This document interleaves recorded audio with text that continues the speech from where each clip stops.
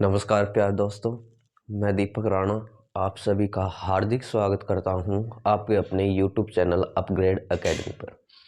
जैसे कि प्यारे दोस्तों आपको पता होगा कि हमने जिस तरीके से अपनी सीरीज चलाई थी 3 दिनों तक हिंदी। अब हमने 3 दिनों तक हिंदी के बारे में डिस्कशन किया था। अब हम 2 दिनों तक डिस्कशन करेंगे भाई इंग्लिश ग्रामर के ऊपर। और इंग्लिश ग्रामर में हमारे पास टॉपिक चला हुआ था टेंस। और टेंस में भी हमने 4 सब पार्ट कर लिए थे। Present indefinite tense, present continuous tense, present perfect और प्रेजेंट परफेक्ट कॉन्टिन्यूस। यदि आपने वो वीडियोस नहीं देखे हैं उन सभी वीडियोस का लिंक आपको डिस्क्रिप्शन में मिल जाएगा, आप जाकर देख सकते हैं। इसी के साथ अब हम पढ़ेंगे आज पास्ट टेंस के बारे में, मीन्स उसके जो सब पार्ट होंगे। और सब पार्ट में भी मैं आपको पहले एक पार्ट करवाऊंगा भी, जैसे पास्ट इंडेफिनिट टेंस, फिर ऐसे ऐसे करके हम फर्दर ये सभी सब पार्ट को कवर करेंगे भाई। इसी के साथ हम अपना आज का जो टॉपिक है भी पास्ट टेंस का, पास्ट इंडेफिनिट टेंस, उसको स्टार्ट करेंगे।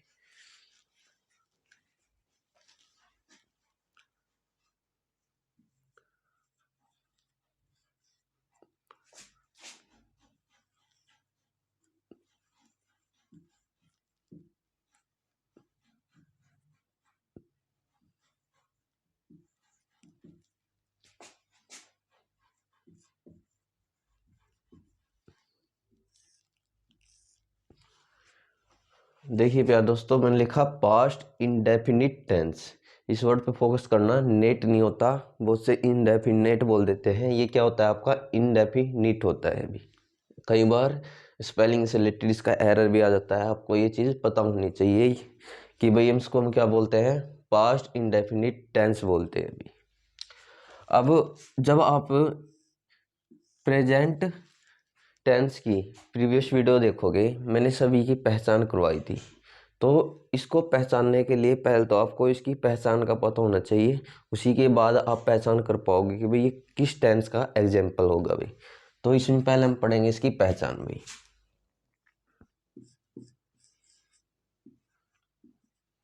अब देखिए पहचान क्या होगी। जिस भी वाक्य के अंत में आपको क्या दिखे,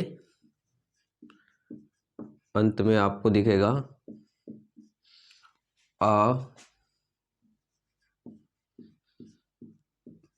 बड़ी ई और ए, मतलब लास्ट में इन 3 वर्डों में से एक वर्ड भी दिख गया भी, आप आसानी से बता सकते हो उस टेंस में कौन सा टेंस होगा आपका पास्ट इंडेफिनिट टेंस होगा भाई। जैसे मैं पहले एक उदाहरण दे देता हूँ और फिर मैं बताऊंगा कि भाई इसे हिंदी टू इंग्लिश कैसे कन्वर्ट किया जाता है भाई। मैं लिखता हूँ यहाँ पे एक एग्जाम्पल, मैं लिख देता हूँ गया, गया एंड गया। अब लास्ट में मुझको बताइए क्या है इसके, आप बोलोगे लास्ट में आया है आ।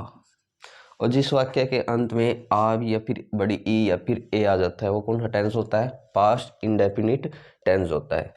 तो इस तरीके से आपको पहचान करनी है इस टेंस की। अब सेकंड नंबर पे हम बात करें कि भाई इसे इंग्लिश में कैसे कन्वर्ट किया जाता है।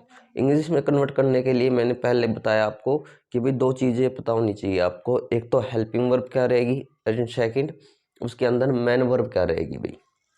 अब बात करें कि इसमें हेल्पिंग वर्ब भाई, एंड नेक्स्ट हम बात करें कि इसमें मेन वर्ब। हेल्पिंग वर्ब को बोला जाता है हिंदी के अंदर भाई सहायक क्रिया, ठीक है ना, एक्सिलरी वर्ब भी बोल दिया जाता है इसको, कंफ्यूज मत होइएगा भाई। एंड सेकंड होती है इसमें मेन वर्ब, जिसका मतलब होता है मुख्य क्रिया।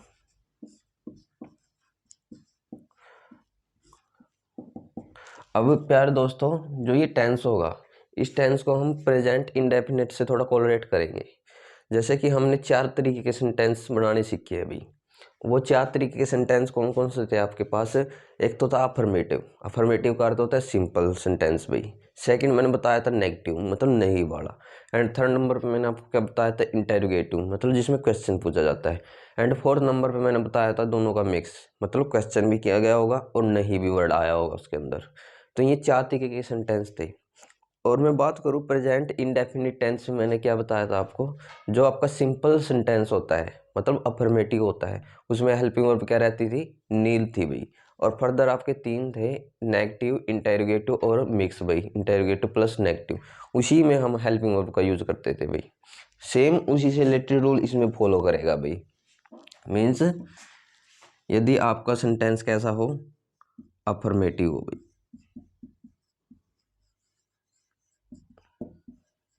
अफर्मेटिव का मतलब होता है भाई सिंपल बिल्कुल, या फिर मैं लिख सकता हूँ उसको सिंपल। तो इसमें हम बात किसकी कर रहे हैं भाई, हेल्पिंग वर्ब की बात कर रहे हैं। तो इसमें हेल्पिंग वर्ब क्या रहेगी आपकी, नील। नील का मतलब ये होता है भाई कुछ नहीं आता उसके अंदर। अब बात करें कि भाई हम इसमें नेगेटिव में या फिर इंटेरोगेटिव में या फिर इन दोनों का जो मिक्स होगा, इंटेरोगेटिव प्लस नेगेटिव, इन तीनों में जो हेल्पिंग वर्ब क्या लगेगी। अब पहले आप वो प्रीवियस वीडियो देखिए, उसमें मैंने हेल्पिंग वर्ब आपको क्या बताई थी, प्रेजेंट इंडेफिनिट टेंस में मैंने बताई थी डू या डज भाई। तो हम इसी से अपनी हेल्पिंग वर्ब बनाएंगे। डू या डज की पास्ट फॉर्म होती है डिड भाई। मीन्स इसमें जो हम हेल्पिंग वर्ब का यूज किसका करेंगे, डिड का। और प्रेजेंट इंडेफिनिट का जो वो होगा भाई, सेंटेंसेस हो गए नेगेटिव इंटेरोगेटिव, तो उसमें डू या डज का यूज होगा भाई। मतलब इन से ये आपकी हेल्पिंग वर्ब बनी है भाई। तो इसका पता चल गया अभी। अब बात करें कि भाई इसमें मैन वर्ब यानी मुख्य क्रिया की भाई। अब मुख्य क्रिया में भी आपको चार सेंटेंसेस का पता होना चाहिए भाई। मतलब अफर्मेटिव एक बार हम यहाँ लिख लेंगे, या फिर सिंपल। सेकंड क्या है भाई आपका, मैंने यहाँ लिख दिया नेगेटिव, फिर इंटेरोगेटिव, फिर दोनों का क्या होगा भाई आपका, मिक्स होगा भाई। अब ये मैंने चार तरीके के सेंटेंसेस लिख दिए आपके सामने। अब प्रेजेंट इंडेफिनिट टेंस में यदि मैं बात करूं, मैन वर्ब क्या लिखवाई थी मैंने, यदि आपका सिंपल है प्रेजेंट इंडेफिनिट टेंस के अंदर, तो वर्ब की फर्स्ट फॉर्म के साथ एस या ईएस लगेगा।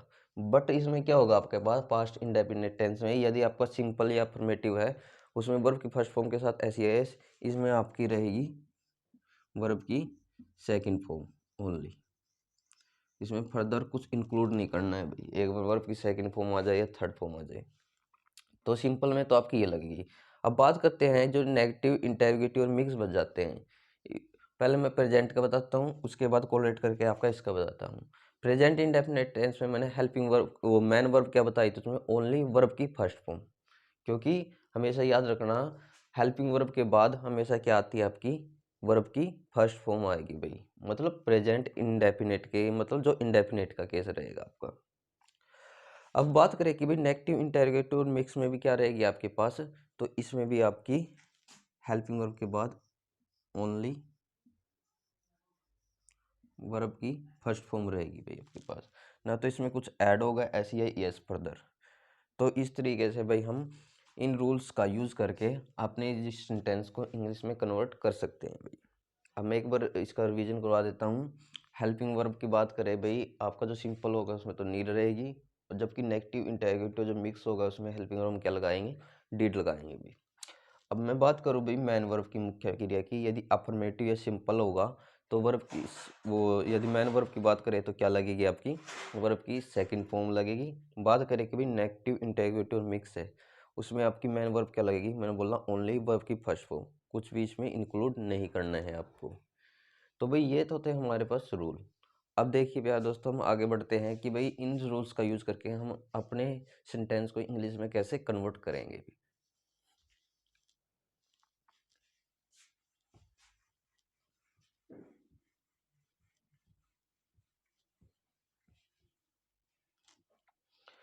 अब देखिए हमारे पास सेंटेंस क्या है, गया गया गया।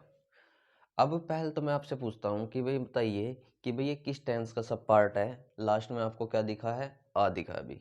और जिस वाक्य के अंत में आ बड़ी ई या ए आ जाए वो कौन सा टेंस होता है, पास्ट इंडेफिनिट टेंस हो गया। पहले नंबर पे तो आपने ये पता कर लिया। सेकंड नंबर पे आप मुझको बताइए भाई किस प्रकार का सेंटेंस है, तो आप बोलोगे भाई सिंपल है बिल्कुल, मतलब अफर्मेटिव सेंटेंस का एग्जाम्पल है भाई, आपने ये बता दिया। जैसे ही आपको पता चल गया भाई अफर्मेटिव है तो हेल्पिंग वर्ब लगेगी या नहीं लगेगी भाई, तो मैंने अभी बताया अभी जो सिंपल होता है उसमें हेल्पिंग वर्ब नील रहती है, मीन्स इसमें हेल्पिंग वर्ब नहीं लगेगी आपकी। जैसे आपको इतना पता चल गया, तुरंत मैन वर्ब ध्यान में आनी चाहिए। तो मैन वर्ब मैंने क्या बताई थी आपकी, ओनली वर्ब की सेकंड फॉर्म लगेगी। बस इतनी चीज़ों का पता होने के बाद हम अपने सेंटेंस को आसानी से बना सकते हैं। अब देखिए, बनाने से पहले मैं इसका क्या लिखवा देता हूँ, आपको रूल लिखवा देता हूँ। उस रूल के बेस पे हम इसको बनाएंगे भी। देखिए, हमेशा पहले नंबर पे क्या रहेगा आपका, सब्जेक्ट। हेल्पिंग वर्ब तो आएगी नहीं, मैंने अभी बताया आपको। तो मैन वर्ब क्या लगाएंगे इसमें, वर्ब की सेकंड फॉर्म। एंड आगे ऑब्जेक्ट, और अदर में कुछ है तो आप वो लिख दो, और लास्ट में फुल स्टॉप। अब देखिए, इसमें सब्जेक्ट क्या है, तो आप बोलोगे गया है। अब वर्ब क्या है इसके अंदर, मैंने बोला वर्ब आपको मोस्टली लास्ट में मिलती है, तो ये हमारी वर्ब हो गई भी। अब मैं बात करूँ कि इसमें ऑब्जेक्ट क्या है, जो फर्दर बच जाता है ऑब्जेक्ट है। अदर में कुछ नहीं है तो भाई उसको छोड़ दो। अब देखिए, कीजिए कन्वर्ट इसको। अब सब्जेक्ट क्या आता है इसके अंदर, गया। अब इसको बढ़ाने से पहले मैं थोड़ा सा इस सेंटेंस के बारे में आपको बता देता हूँ, क्योंकि तीनों वर्ड क्या है, सेम है। अब कंफ्यूज ना हो भाई। अब मैंने लिख तो दिया गया गया गया। अब पहले नंबर वाले पे आप थोड़ा सा नोट कीजिए, जो गया है इन सब्जेक्ट के तौर पर प्रयोग हुआ, तो इसका मतलब ये किसी का नाम है भाई। ठीक है। एंड बात करें कि भाई ये गया ऑब्जेक्ट है भाई, मतलब इन्होंने क्या दिया है, ये किसी प्लेस के मतलब प्लेस का नाम दिया है, मतलब वो किसी प्लेस पर गया। और यहाँ पर लो थर्ड नंबर पे गया है, ये क्या है, एक वर्ब है भाई, यानी एक क्रिया है, मतलब वो उस प्लेस पर गया। मतलब ये क्रिया होगी, मतलब आने जाने वाली। ये क्या होगी, एक प्लेस का नाम होगा, मतलब गया नामक स्थान जो बिहार में पड़ता है, आप ऐसे मान सकते हो। ये गया किसी का नाम होगा भाई। तो ये मत समझना कि भाई इसको कैसे बनाए, कंफ्यूज हो जाए, ऐसा कुछ नहीं होगा भाई। अब सब्जेक्ट क्या आता है इसमें, गया। तो मैं यहाँ लिखवा देता हूँ गया। ठीक है। अब मैन वर्ब मैंने बताया, वर्ब की सेकंड फॉर्म। अब गया, गया किस में होता है, गो में। मतलब अभी इसकी बनाई है हम पास्ट। गो की सेकंड फॉर्म क्या होती है, वेंट होती है। और थर्ड फॉर्म क्या होती है, गोन। बट हमको किसकी चाहिए, सेकंड फॉर्म की जरूरत है, तो यानी क्या आएगा यहाँ पे, वेंट। तो ये आ गया आपके पास वेंट। और यहाँ पे एक चीज़ याद रखना प्यार दोस्तों, यदि एक तो होता है आपके पास वांट, और एक होता है वेंट, दोनों में फर्क है। इसमें ई आता है, इसमें ए आता है। इस वांट का अर्थ होता है चाहना, है दोनों ही वर्ब, बट स्पेलिंग में फर्क है। जबकि इस वेंट का अर्थ होता है गया। तो इन बातों का ध्यान रखना भी, छोटी छोटी ही बातें होती हैं भी। अब यहाँ लिख दिया मैंने वर्ब की सेकंड फॉर्म वेंट। अब ऑब्जेक्ट बताया किसमें, गया ही है ना, तो मैं यहाँ पर लिख दूंगा गया। और अदर में कुछ नहीं है तो छोड़ दो, यानी गया वेंट। और इसके पहले मैं टू प्रीपोजिशन का यूज कर दूंगा, गया वेंट टू गया। तो एक डायरेक्शन को बता रहे थे ना, इसलिए इसमें टू प्रीपोजिशन लगा देते हैं भाई। तो इस तरीके से हम इस सेंटेंस को इंग्लिश में भी कन्वर्ट कर सकते हैं। आशा है प्यार दोस्तों, आपको जो ये अफर्मेटिव है बिल्कुल अच्छी तरीके से समझ में आ गया होगा। अब चलते हैं हम इसके नेक्स्ट सेंटेंस की तरफ।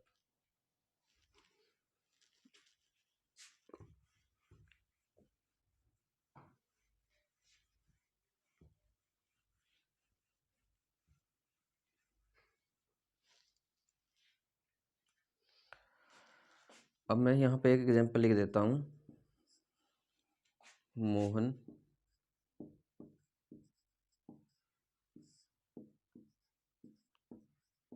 दिल्ली नहीं गया। और यहाँ पे आपका पूर्ण विराम। अब पहले नंबर पर तो आप मुझको बताइए प्यारे दोस्तों कि भाई ये किस एग्जाम्पल का उदाहरण है भाई आपका, मतलब किस सेंटेंस का एग्जाम्पल है भाई। अब लास्ट में आप मुझको बताइए क्या आया है, आ। और जिस वाक्य के अंत में लास्ट में आ जाता है तो वो कौन सा टेंस बन जाता है, पास्ट इंडेफिनिट टेंस बन जाता है। पहले नंबर पे तो आपको ये पता करना है। अब सेकंड नंबर पे तो आप बताइए कि भाई ये चार सेंटेंस में से किस सेंटेंस का एग्जाम्पल है। तो देखो यहाँ पर नहीं आया है ना भाई आपके पास, यानी क्या है यहाँ पे, नहीं। तो आप क्या बोल दोगे, नेगेटिव सेंटेंस का एग्जाम्पल है। दूसरी बात का पता चल गया। जैसे आपको पता चल गया भाई नेगेटिव है, तो आपको हेल्पिंग वर्ब को पता होना चाहिए लगेगी या नहीं लगेगी, तो आप बोलोगे लगेगी भाई हेल्पिंग वर्ब। और हेल्पिंग वर्ब मैंने क्या बताई थी, ओनली डिड लगेगी। ये सिंगुलर के साथ भी लगती है और भाई प्लूरल के साथ भी यही लगती है, क्योंकि इसमें एक लोती यही हेल्पिंग वर्ब है। एंड बात करें कि भाई मैन वर्ब तुरंत ध्यान में आनी चाहिए। मैन वर्ब मैंने क्या बताया, इसमें जब हेल्पिंग वर्ब आ गई तो ओनली वर्ब की फर्स्ट फॉर्म लगानी है यहाँ पे आपको। तो इतना पता होने के बाद अब देखिए इसको इंग्लिश में कैसे कन्वर्ट करेंगे। तो इससे रिलेटेड मैं आपको रूल लिखवाता हूँ यहाँ पे। देखिए पहले नंबर पे तो क्या रहेगा आपके पास सब्जेक्ट, एंड सेकंड नंबर पे क्या रहेगी, क्योंकि इसमें हेल्पिंग वर्ब यूज होगी तो हेल्पिंग वर्ब, और भाई थर्ड नंबर पे क्या रहेगा आपका नोट। भाई मैंने प्रीवियस वीडियो में भी बताया है, दोबारा फिर बता रहा हूँ कि भाई ये जो नोट है ना हमेशा थर्ड ही नंबर पे रहेगा, ठीक है ना, चाहे कैसा ही सेंटेंस हो, जैसे फर्स्ट सेकंड एंड थर्ड। उसके बाद मैंने क्या बताई, ओनली वर्ब की फर्स्ट फॉर्म। भाई फिर क्या रहेगा भाई आपका, ऑब्जेक्ट में कुछ है वो लिख दो, एंड अदर में कुछ है वो, एंड लास्ट में फुल स्टॉप। भाई अब देखिए भाई, अब इसमें मुझको बताइए सब्जेक्ट क्या है, मोहन हो गया। अब मुझे बताइए इसमें हेल्पिंग वर्ब, तो चलो हमको पता ही है वर्ब क्या बनेगी इसके अंदर, वर्ब आपको मोस्टली लास्ट में मिलेगी तो ये वर्ब होगी। ऑब्जेक्ट क्या है इसके अंदर, तो दिल्ली हो गया।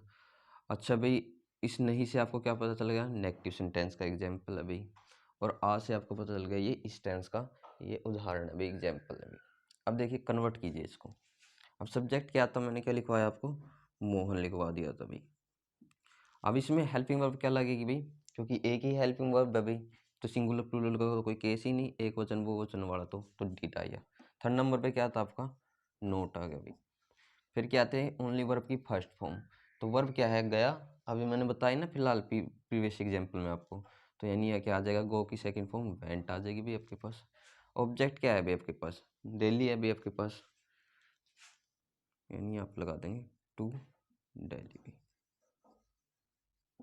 यहाँ पे फुल स्टॉप है, यानी Mohan did not went to Delhi, तो मोहन क्या नहीं गया अभी, दिल्ली नहीं गया। तो इस तरीके से हम इस सेंटेंस को इंग्लिश में कन्वर्ट कर सकते हैं भाई। आशा है प्यार दोस्तों आपको ये एग्जाम्पल भी नेगेटिव वाला अच्छी तरीके से समझ में आया होगा। अब चलते हैं अपने नेक्स्ट सेंटेंस की तरफ।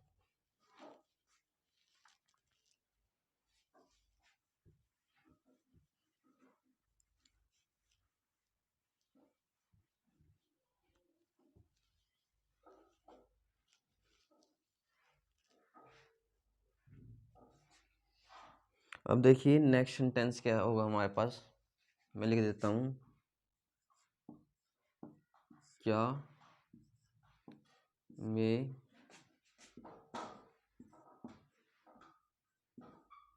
दिल्ली गए भी, और लास्ट में आ गया क्वेश्चन मार्क। अब देखो आपको यहाँ पे क्या दिख गया, क्या दिख गया, और लास्ट में क्वेश्चन मार्क भी दिख गया, तो इन दोनों चीज़ों पे फोकस करना है। अब पहले नंबर पर आपको बताना है कि भाई ये किस टेंस के सब पार्ट का एग्जांपल है। लास्ट में आपको क्या दिख गया, ए, और जिस वाक्य के अंत में आपको ए दिख जाए वो कौन सा टेंस होता है, आप बोल दोगे पास्ट इंडेफिनिट टेंस होता है भाई आपके पास। पहले नंबर पर आपको ये पता चलेगा। सेकंड नंबर पे आप बताइए कि भाई किस सेंटेंस का एग्जांपल है, तब आप बोल दोगे कि ये हमारे पास इंटेरोगेटिव का है। क्यों है, क्योंकि इसमें क्वेश्चन किया गया है। आपको इतना पता होने के बाद आपको सोचना है कि भाई हेल्पिंग वर्ब लगेगी या नहीं लगेगी, क्योंकि मैंने बताया है नेगेटिव इंटेरोगेटिव मिक्स में हेल्पिंग वर्ब लगेगी आपकी। उसके बाद आपको पता होना चाहिए कि भाई मेन वर्ब क्या लगेगी, भाई सेकंड लगेगी या फिर वर्ब की फर्स्ट फॉर्म लगेगी। तो आप याद रखना हेल्पिंग वर्ब के बाद हम वर्ब की फर्स्ट फॉर्म का यूज़ करेंगे इस प्रकार के सेंटेंसेस में। अब इतना होने के बाद बस आपको इसको क्या करना है, सिंपली इंग्लिश में कन्वर्ट करना है, और उससे रिलेटेड रूल क्या रहेगा हमारे पास। देखिए मैंने पहले भी आपको बताया है, दोबारा फिर बता रहा हूँ, जहाँ भी क्वेश्चन मार्क दिखेगा तो उसमें हमेशा हेल्पिंग वर्ब क्या रहती है आपकी, सबसे पहले रहेगी भाई। पहले तो आपको ये बात ध्यान में रहनी चाहिए। उसके बाद आपका क्या रहेगा भाई, सब्जेक्ट लिखो, फिर आपकी ओनली वर्ब की फर्स्ट फॉर्म रहेगी भाई, कुछ नहीं इंक्लूड होगा। फिर क्या रहेगा अभी इसके अंदर आपका जो ऑब्जेक्ट है, एंड अदर में कुछ है वो हम लिख देते हैं, और लास्ट में क्या रहेगा इसमें क्वेश्चन मार्क। तो इस चीज़ का भी ध्यान रखना भाई, क्वेश्चन मार्क से ये छोटी छोटी गलती होती है। अब देखो यहाँ पे हम बात करें कि भाई सब्जेक्ट क्या होगा, तो आप बोलोगे ये सब्जेक्ट होगा। अच्छा दिल्ली क्या रहेगा, आप बोलोगे भाई यहाँ पे ऑब्जेक्ट। वर्ब आपको मोस्टली लास्ट में मिलती है तो ये वर्ब होगी भाई आपके पास। और क्या से आपको पता चल गया, ये इंटेरोगेटिव सेंटेंस का एग्जांपल है, ए से आपको इसका पता चल जाता है। अब देखिए इसको कन्वर्ट करते हैं। तो मैंने बोला कि भाई इसको जब भी इंटेरोगेटिव सेंटेंसेस को बनाया जाता है सबसे पहले आप सब्जेक्ट लिखिए। सब्जेक्ट क्या था, इसके अंदर दे था, तो मैंने यहाँ पर दे लिख दिया, क्योंकि कई बार हेल्पिंग वर्ब आएगी ना भाई जो, वो उसमें सिंगुलर प्लूरल का केस आ जाता है, और जिसमें हम पहले सिंगुलर लिख देते हैं प्लूरल के साथ भाई, तो मिस्टेक हो जाती है। इसलिए पहले इसको लिखो, उसके बाद आप आसानी से हेल्पिंग वर्ब को पता कर सकते हो। क्योंकि इसमें तो ऐसा कुछ है नहीं, सिंगुलर प्लूरल के साथ दोनों में ही डिड का यूज ही करना था, तो इसमें कोई प्रॉब्लम नहीं। लेकिन आगे सेंटेंसेज में प्रॉब्लम आ जाती है भी। तो डिड दे भी, ओनली वर्ब की फर्स्ट फॉर्म क्या लगेगी भी आपके पास, गए भी, जाना मतलब वही आ गया आपके पास। तो इनमें बोला बट वर्ब की फर्स्ट फॉर्म लगेगी ओनली, ठीक है ना। सब्जेक्ट के बाद वर्ब की फर्स्ट फॉर्म आ गई भाई गो। फिर ऑब्जेक्ट क्या था भाई, डेली, तो यहाँ पर टू प्रीपोजिशन लगा के डेली कर देंगे। और लास्ट में अदर में कुछ है नहीं है, छोड़ दो। यहाँ पे आपका क्वेश्चन मार्क का क्वेश्चन मार्क रहेगा भी, यानी did they go to Delhi. तो इस तरीके से हम क्या बना सकते हैं, अपने इंटेरोगेटिव सेंटेंस को भी बना सकते हैं पास्ट इंडेफिनिट टेंस के अंदर भी। तो ऐसा है प्यारे दोस्तों, आपको ये सेंटेंस भी अच्छी तरीके से समझ में आया होगा भी। अब चलते हैं हम अपने नेक्स्ट सेंटेंस की तरफ भी।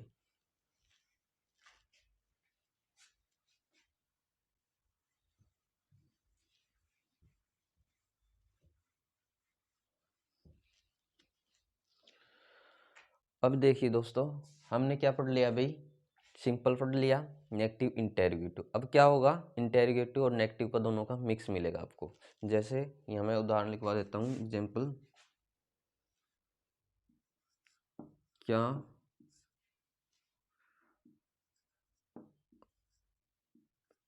यही ले लेते हैं इसमें एग्जाम्पल, में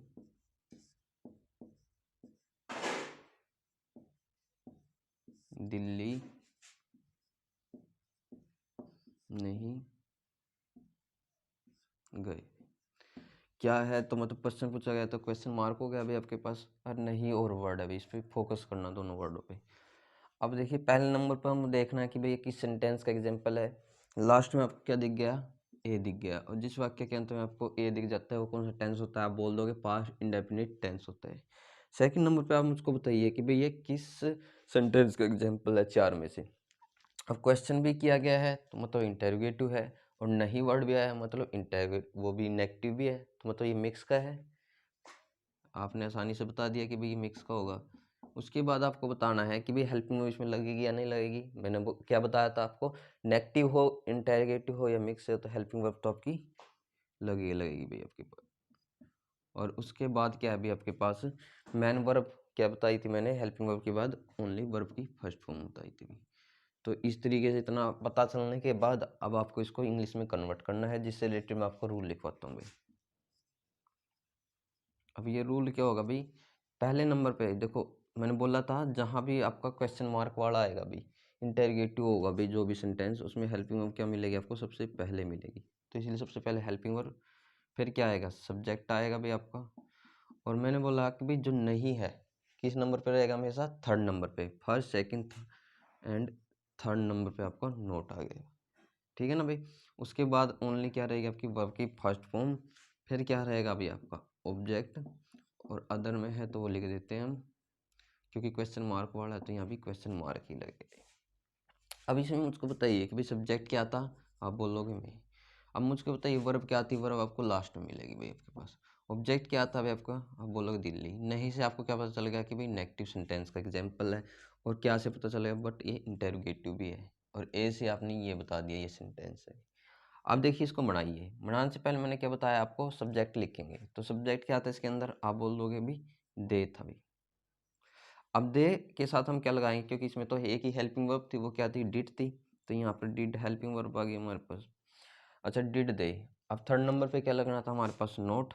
तो ये थर्ड नंबर पे नोट आ गया। फिर ओनली वर्ब की फर्स्ट फॉर्म भाई, वर्ब क्या थी, जाने वाली, यानी गए भी बोल देते हैं, जाना भी मीन्स गो रहेगा आपके पास। अब इसके बाद ऑब्जेक्ट क्या था आपके पास, डेली भी। तो यहाँ लिख देंगे टू डेली। अच्छा और अदर में कुछ नहीं है तो छोड़ दो। तो यहाँ लास्ट में क्वेश्चन मार्क आएगा भाई। तो देखिए इस तरीके से भाई हम इस मिक्स को भाई इंटेरोगेटिव प्लस नेगेटिव को बना सकते हैं भाई। क्या लिखा, did they not go to Delhi भाई। तो ये क्या है, ट्रांसलेट यानी कन्वर्जेशन है भाई आपका हिंदी टू इंग्लिश भाई इस सेंटेंस का। आशा है प्यार दोस्तों आपको ये सेंटेंस भी अच्छी तरीके से समझ में आया होगा। तो इसी के साथ आज हमने भाई पास्ट इंडेफिनिट टेंस को बिल्कुल अच्छी तरीके से समझ लिया होगा। यदि आपको कोई भी डाउट हो तो आप कमेंट कर सकते हो। वीडियो अच्छी लगी हो तो प्लीज़ प्यारे दोस्तों सपोर्ट कीजिएगा। Thank you very much.